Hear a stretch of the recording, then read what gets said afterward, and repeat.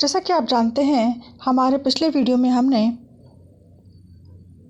Creating an inclusive school के अंतर्गत third unit के टॉपिक व्यक्तिगत आवश्यकता वाले छात्रों हेतु अनुदेशन प्रविधियों के अंतर्गत सहकारी अधिगम या कोऑपरेटिव लर्निंग के अर्थ एवं उसकी विशेषताओं की चर्चा की थी। इसी कड़ी को आगे बढ़ाते हुए आज के इस वीडियो में हम सहकारी अधिगम के अंग तथा उसके गुण व दोषों की चर्चा करेंगे। तो आइए सबसे पहले हम बात करते हैं सहकारी अधिगम के अंग की। सहकारी अधिगम के जो अंग हैं उनका वर्णन इस प्रकार है। सबसे पहले खेल द्वारा अधिगम या लर्निंग बाय प्ले। सामान्य रूप से बालक घर पर विविध प्रकार की मिट्टी की मूर्ति एवं खिलौनों का निर्माण करते हैं, जिससे एक ओर तो उनमें विभिन्न प्रकार के कौशलों का विकास होता है, वहीं दूसरी ओर उनमें कला संबंधी अधिगम भी विकसित होता है। खेल खेलने से बालक एक दूसरे के प्रति प्रेम व सहयोग का प्रदर्शन करते हैं, जिससे उनमें सामाजिक गुणों का विकास होता है। तो खेल द्वारा अधिगम से छात्रों में सीखने की प्रक्रिया तीव्र एवं स्थायी रूप में देखी जाती है। नेक्स्ट है समूह द्वारा सीखना या लर्निंग बाय ग्रुप। समूह द्वारा अधिगम की प्रक्रिया को सरल, रोचक एवं उपयोगी बनाया जा सकता है। इसमें छात्रों के समूह बनाकर उनको कार्य दिए जाते हैं तथा कुछ प्रतिभाशाली छात्रों को प्रत्येक समूह में रख दिया जाता है तथा उन्हें समूह का प्रमुख बना दिया जाता है। समूह को जो शैक्षिक कार्य दिए जाते हैं वे पाठ्य वस्तु से संबंधित होते हैं। इस प्रकार के समूह में छात्र एक दूसरे से सहायता करते हुए सीखते हैं तथा आवश्यकता पड़ने पर शिक्षक द्वारा सहायता जो है वह प्राप्त कर सकते हैं। नेक्स्ट है सामूहिक प्रतियोगिता द्वारा अधिगम या लर्निंग बाय ग्रुप कंपटीशन। बालक के समक्ष जब प्रतियोगिता रखी जाती है तो बालक जो है वह पूर्ण मनोयोग से कार्य करता है, क्योंकि उसके समक्ष एक लक्ष्य होता है। इसी क्रम में जब बालकों को समूह में रखकर अधिगम कार्य प्रदान किए जाते हैं तो उनमें सीखने की भावना जो है वह तीव्र हो जाती है। जैसे कि छात्रों के समूह बनाकर उनकी गिनती लेखन की प्रतियोगिता कराई जाए तो प्रतियोगिता में प्रत्येक छात्र स्वयं गिनती सीखेगा तथा अपने समूह के कमजोर छात्रों को भी सीखने के लिए प्रेरित करेगा, साथ ही अपने स्तर पर लाने में उसको सहयोग भी करेगा। इस प्रकार का जो अधिगम होगा वह स्थायी होगा एवं तीव्र गति से होगा। नेक्स्ट है सांस्कृतिक कार्यक्रम या कल्चरल प्रोग्राम। विद्यालय में संपन्न होने वाले सांस्कृतिक कार्यक्रमों में भी सहकारी रूप से छात्रों का सहयोग जो है वह लिया जाता है। बालकों को समय समय पर इस प्रकार के कार्यक्रमों में विद्यालय तथा विद्यालय से बाहर भाग लेने के लिए प्रेरित किया जाना चाहिए। इससे छात्र एक और स्वयं कार्य करके अधिगम करता है तथा दूसरी ओर साथियों से भी सीखने का प्रयास करता है। तो इस प्रकार सांस्कृतिक कार्यक्रमों में अभिभावकों की भी रुचि जो है वह बनी रहती है। सांस्कृतिक कार्यक्रम में अभिभावकों को भी आमंत्रित किया जाना चाहिए। बालक अपने माता पिता के द्वारा कार्य की प्रशंसा सुनकर सीखने के लिए अधिक प्रोत्साहित होते हैं। नेक्स्ट है शैक्षिक प्रदर्शन द्वारा सीखना या लर्निंग बाय एजुकेशनल एग्जीबिशन। विद्यालय में समय समय पर शैक्षिक प्रदर्शनी का आयोजन किया जाना चाहिए। इस आयोजन के अंतर्गत उन विषयों पर प्रदर्शनी लगाई जानी चाहिए जो बालकों की आयु व मानसिक स्तर के अनुकूल हो, अर्थात जैसे कि परिवहन के साधन, सजीव व निर्जीव वस्तुएं, कंप्यूटर आदि। इससे छात्रों में सामूहिक भावना का विकास होगा। प्रदर्शनी में संबंधित तथ्यों के बारे में छात्र एक दूसरे से तथा शिक्षकों से सीखने का प्रयास जो है वह करेंगे। फिर है शैक्षिक मेलों द्वारा सीखना या लर्निंग बाय एजुकेशनल फेयर्स। विद्यालय में छात्रों के लिए शैक्षिक मेलों का आयोजन किया जाना चाहिए। इन मेलों के माध्यम से छात्रों को अधिक से अधिक सीखने के अवसर जो है वह मिलते हैं। जैसे कि कंप्यूटर मेलों के आयोजन से छात्रों को कंप्यूटर संबंधी उपकरणों के बारे में तथा उनके प्रयोग के बारे में ज्ञान प्राप्त होता है तथा छात्रों को कंप्यूटर के ज्ञान संबंधी तथ्यों के बारे में जानकारी प्राप्त होती है। इसी प्रकार पुस्तक मेला भी आयोजित किया जा सकता है ताकि विभिन्न प्रकार की पुस्तकों को देखकर छात्र जो हैं उनको पढ़ने के लिए प्रेरित हो सके। तो इसी प्रकार और भी कई विषय हैं जिन पर कि मेलों का आयोजन जो है वह किया जा सकता है। फिर है शैक्षिक भ्रमण द्वारा सीखना या लर्निंग बाय एजुकेशनल टूर। छात्रों को शैक्षिक भ्रमण द्वारा सीखने का अवसर प्रदान करना चाहिए। सामान्य रूप से शैक्षिक भ्रमण पर जाना छात्रों को अच्छा लगता है। शहर के प्रसिद्ध कंप्यूटर प्रयोगशालाओं, उद्योग स्थलों, समाचार पत्र स्थलों, ऐतिहासिक स्थलों आदि का भ्रमण जो है वह कराया जाना चाहिए। इससे छात्रों को संबंधित चीज़ों की जानकारी सरलता से हो जाती है तथा सहयोगी की प्रवृत्ति का भी इसके माध्यम से विकास होता है। तो ये थे सहकारी अधिगम के अंग। इनके द्वारा इन सारी एक्टिविटीज़ को क्रिएट करवाकर या संपन्न करवाकर बालकों में जो है वह अधिगम सहकारी रूप से उनके अंदर अधिगम करवाया जा सकता है। अब हम बात करेंगे सहकारी अधिगम के गुणों की या मेरिट्स ऑफ कोऑपरेटिव लर्निंग्स की। सहकारी अधिगम के गुणों को अगर हम देखें तो सबसे पहले हम देखेंगे इसके शैक्षिक गुण या एकेडमिक मेरिट्स। तो शैक्षिक गुणों के अंतर्गत जो पहला गुण है वह है अधिगम के प्रति उत्तरदायी। इस प्रणाली को अपनाकर विद्यार्थियों को अधिगम के प्रति उत्तरदायी जो है वह बनाया जा सकता है। नेक्स्ट है उच्च स्तरीय चिंतन कौशलों का विकास। इस प्रणाली के माध्यम से विद्यार्थियों में उच्च स्तरीय चिंतन कौशलों, समीक्षात्मक चिंतन तथा मौखिक संप्रेषण कौशल का विकास जो है वह होता है। नेक्स्ट है छात्र केंद्रित अधिगम प्रक्रिया।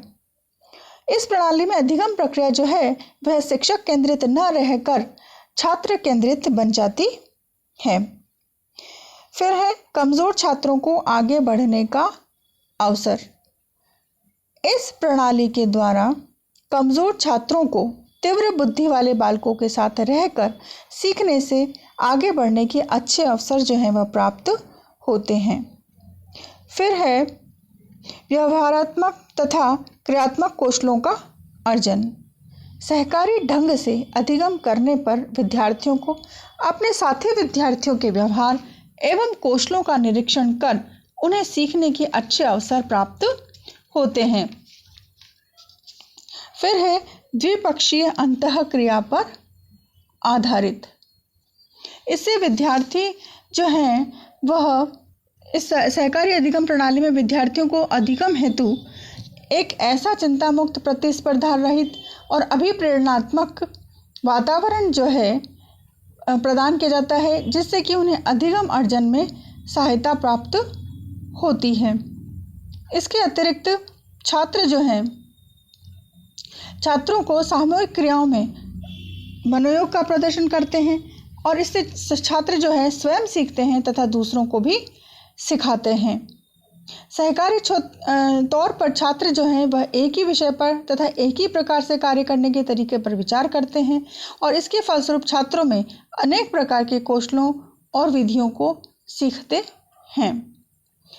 एक तरफा व्याख्यान तथा प्रदर्शन विधि को अपना रहने की अपेक्षा द्विपक्षीय अंतःक्रिया पर आधारित विधि के रूप में एक अच्छा शिक्षण अधिगम प्रदान करने में भी सहकारी अधिगम प्रणाली का अमूल्य योगदान है। तो ये थे सहकारी अधिगम के शैक्षिक गुण। इसी प्रकार से विषय वस्तु पर अच्छी पकड़ तथा समझ। बालक जो है वह विद्यार्थियों के आदान प्रदान में तथा चर्चा में पारस्परिक शिक्षण के द्वारा विद्यार्थियों में विषय वस्तु की बहुत अच्छी पकड़ तथा समझ जो है वह हो जाती है। उसकी बात है चिंता मुक्त वातावरण। सहकारी अधिगम प्रणाली विद्यार्थियों को अधिगम हेतु एक ऐसा चिंता मुक्त, प्रतिस्पर्धा रहित, अभिप्रेरणात्मक वातावरण प्रदान करता है जिससे कि उन्हें अधिगम अर्जन में सहायता प्राप्त होती है। फिर है परंपरागत भूमिका में परिवर्तन। सहकारी अधिगम प्रणाली शिक्षार्थी और शिक्षक दोनों की ही परंपरागत भूमिकाओं में उचित परिवर्तन करके उपयुक्त शिक्षण अधिगम वातावरण का निर्माण जो है वह करती है। उसके बाद है सभी को समान अवसर। इस व्यवस्था के अंतर्गत सभी छात्रों को कार्य करने का अवसर मिलता है तथा प्रत्येक छात्र अपने समूह को अग्रसर करने का प्रयास करता है। तो ये थे सहकारी अधिगम के शैक्षिक गुण। अब हम बात करेंगे सहकारी अधिगम के मनोवैज्ञानिक गुणों की या साइकोलॉजिकल मेरिट्स की। सहकारी अधिगम के मनोवैज्ञानिक गुणों के अंतर्गत जो पहला गुण है वह है आत्मविश्वास को बनाए रखने में सहायक। जैसा कि हम जानते हैं, परंपरागत कक्षा शिक्षण की तुलना में सहकारी अधिगम प्रणाली जो है वह विद्यार्थियों के आत्मविश्वास और आत्म प्रतिष्ठा को बनाए रखकर उन्हें अधिगम के लिए सशक्त एवं सहयोगी वातावरण प्राप्त करने का अवसर जो है वह देता है। फिर है मनोवैज्ञानिक सुरक्षा। सहकारी अधिगम में विद्यार्थियों को अपने मित्रों से अधिगम कार्य में सहायता लेने तथा उनके अनुभवों से शिक्षा ग्रहण करने एवं लाभान्वित होने का अवसर प्राप्त होता है और छात्रों को सभी प्रकार की मनोवैज्ञानिक सुरक्षा जो है वह स्वतः प्राप्त होती रहती है। फिर है मूल्यांकन एवं परीक्षण का मनोवैज्ञानिक दबाव दूर। इसमें विद्यार्थियों में मनोवैज्ञानिक रूप से जो समूह भावना पाई जाती है तथा उन्हें आपस में जो एक दूसरे से सहयोग मिलता है, उसकी वजह से बालकों में मूल्यांकन एवं परीक्षण संबंधी जो अनावश्यक भय है वह दूर हो जाता है।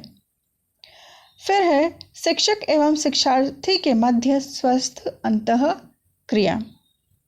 जैसा कि हम जानते हैं, सहकारी अधिगम में शिक्षक जो है वह एक मित्र, सहयोगी तथा मार्गदर्शक की भूमिका में होता है तथा शिक्षार्थी जो है वह स्वयं करके उसको सीखना होता है। लेकिन फिर भी अगर उसको कोई दिक्कत है, कोई परेशानी है, तो वह अपने शिक्षक से जो है वह मार्गदर्शन प्राप्त कर सकता है। तो यहाँ पर शिक्षक जो है वह हमेशा एक सहयोगी की भूमिका में रहता है। तो इस के माध्यम से शिक्षक और विद्यार्थी के मध्य एक स्वस्थ अंतःक्रिया जो है वह बनी रहती है। तो इस प्रकार से हम कह सकते हैं कि सहकारी अधिगम विद्यार्थियों तथा शिक्षक विद्यार्थी के मध्य एक स्वस्थ अंतःक्रिया बनाए रखने में मदद करता है। फिर है सकारात्मक अभिवृत्ति का विकास। यह प्रणाली विद्यार्थियों में अपने साथियों तथा अध्यापक के प्रति एक सकारात्मक अभिवृत्ति विकसित करने में भली भांति सहायता करती है, क्योंकि विचार और कार्य दोनों की ही दृष्टि से सभी एक दूसरे को पूर्ण सहयोग जो है वह देते हैं। फिर है मनोवैज्ञानिक सिद्धांतों के अनुरूप। सहकारी अधिगम जो है यह विधि मनोवैज्ञानिक सिद्धांतों के अनुरूप माना जाता है, क्योंकि इसमें बालक जो है वह सदैव समूह में कार्य करने के लिए तत्पर रहता है। इसके अतिरिक्त यह विधि जो है वह छात्र केंद्रित विधि है तथा इसमें छात्र स्वयं करके सीखो के सिद्धांत पर सीखता है, के आधार पर सीखता है। तो इसमें इस प्रकार से यह प्रणाली जो है पूर्ण रूप से छात्र केंद्रित है और करके सीखो के सिद्धांत पर आधारित है। तो इस प्रकार से हम कह सकते हैं कि सहकारी अधिगम प्रणाली जो है वह मनोवैज्ञानिक सिद्धांतों के अनुरूप है। अब हम देखते हैं सहकारी अधिगम के सोशल मेरिट्स या सामाजिक गुण। तो इसके अंतर्गत जो पहला पॉइंट है वह है सामाजिक नेतृत्व कौशल का विकास। इस विधि में विद्यार्थियों को सामाजिक नेतृत्व कौशल के विकास में समुचित अवसर जो है वह उपलब्ध होते हैं। सामाजिक सहयोग कैसे दिया जाता है, इसके लिए जितने अच्छे अभ्यास और आवश्यक प्रशिक्षण संबंधी अवसर जो है वह उन्हें इस प्रणाली में प्राप्त होते हैं, उतना किसी अन्य प्रणाली में नहीं। फिर है समायोजन में सहायक। सहकारी अधिगम द्वारा छात्र जो है वह समायोजन को सीखता है, क्योंकि समायोजन के अभाव में छात्र अपने साथियों, समाज एवं विद्यालय से कुछ भी नहीं सीख सकता है। सहकारी अधिगम एक अच्छे समायोजित सामाजिक जीवन जीने के लिए आवश्यक सामाजिक गुणों के विकास में जो है वह सहायक होता है। फिर है सामाजिक भावना का विकास। चूँकि विद्यार्थी जो है वह सहकारी अधिगम प्रणाली का अनुसरण कर अधिगम अर्जित करते समय सभी टीम के सदस्यों के साथ मिलजुल कर पूर्ण सौहार्द एवं सहयोग की भावना लेकर अध्ययन करते हैं। अतः यह सहयोग प्रवृत्ति एवं सामाजिक भावना का विकास कर छात्रों को अपने आगामी सामाजिक जीवन में समायोजन करने के लिए भरपूर सहयोग जो है वह प्रदान करती है। तो ये थे सहकारी अधिगम या कोऑपरेटिव लर्निंग के मेरिट्स या उसके गुण। अब जैसा कि हम जानते हैं हर विधि के कुछ अच्छाई हैं तो उसके कुछ कमियां भी हैं। तो पहले हम देख लेते हैं कि सहकारी अधिगम की क्या कमियां हैं या उसके क्या दोष हैं। सहकारी अधिगम के दोषों की अगर हम बात करें तो इसके अंतर्गत जो पहला दोष है वह है अनुशासनहीनता की समस्या। इस प्रणाली के द्वारा कक्षा तथा विद्यालय में जो है वह अराजकता की स्थिति उत्पन्न हो सकती है, जिसके परिणाम स्वरूप गंभीर अनुशासनहीनता की समस्या जो है वह उत्पन्न हो सकती है। दूसरा है शिक्षण दायित्वों का निर्वाह सही ढंग से न होना। सहकारी अधिगम के बहाने अध्यापक जो हैं वह अपने शिक्षण दायित्वों का निर्वाह अगर सही ढंग से न करके मौज मस्ती करें तो यह प्रणाली जो है वह मान्य नहीं होगी। फिर नेक्स्ट है प्रतिभाशाली बालकों के समय का अपव्यय। जैसा कि हम जानते हैं इस विधि में होशियार और प्रतिभाशाली बालकों को ट्यूटर बनाया जाता है, जिससे उनका समय और शक्ति बर्बाद होती है तथा उनके अधिगम विकास में बाधा जो है वह उत्पन्न होती है।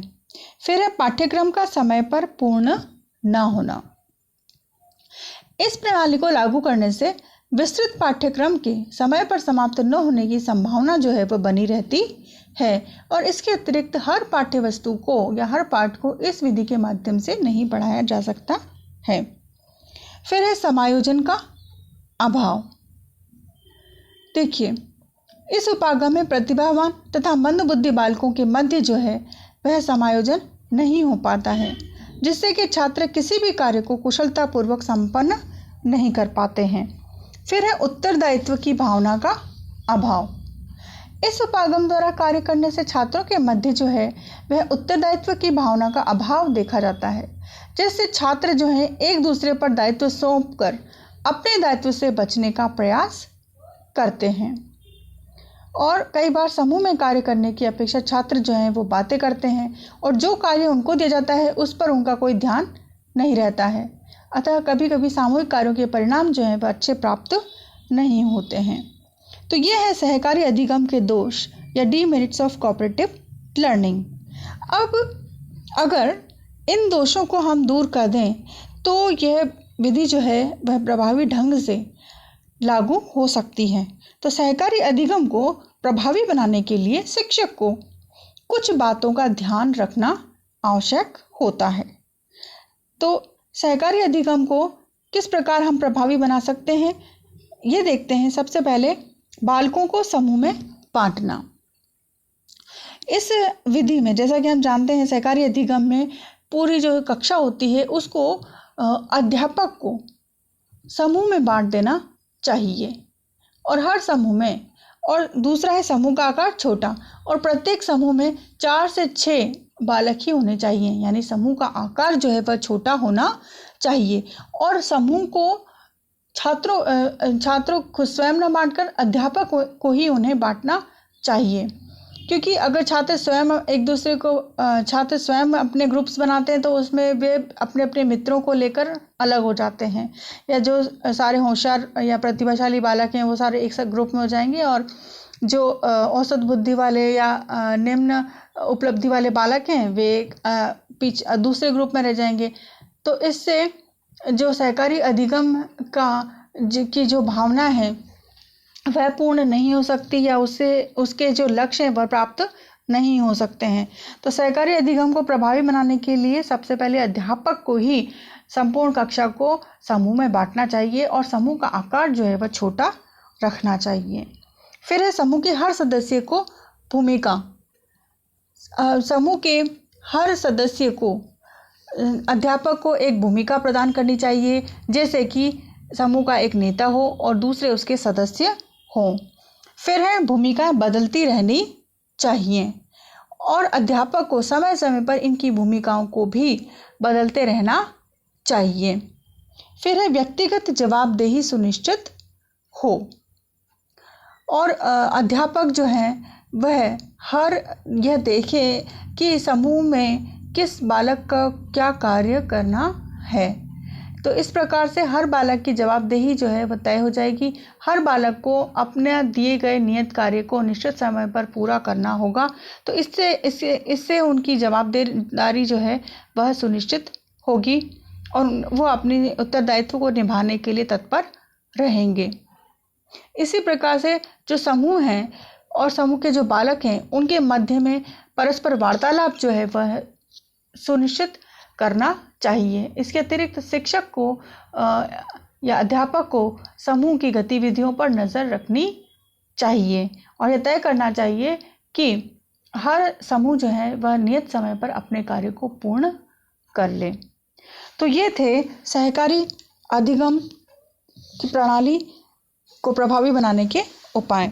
तो आज के इस वीडियो में हमने सहकारी अधिगम के अंग और तथा उसके गुण और उसकी कमियों के बारे में चर्चा की थी। आज के इस वीडियो के लिए इतना ही। धन्यवाद।